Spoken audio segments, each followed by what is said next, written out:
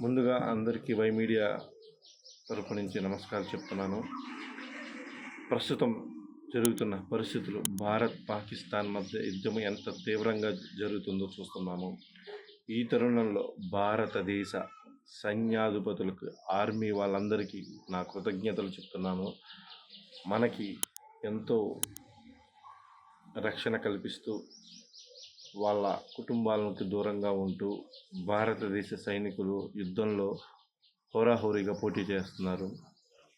ఈ తరుణంలో వాళ్ళందరికీ ఎటువంటి ప్రాణ నష్టం జరగకూడదని, వాళ్ళందరూ సురక్షంగా ఉండాలని ఆ భగవంతుడిని కోరుకుంటూ మన భారతదేశ సైన్యం గెలవాలని కోరుకుంటూ జై హింద్.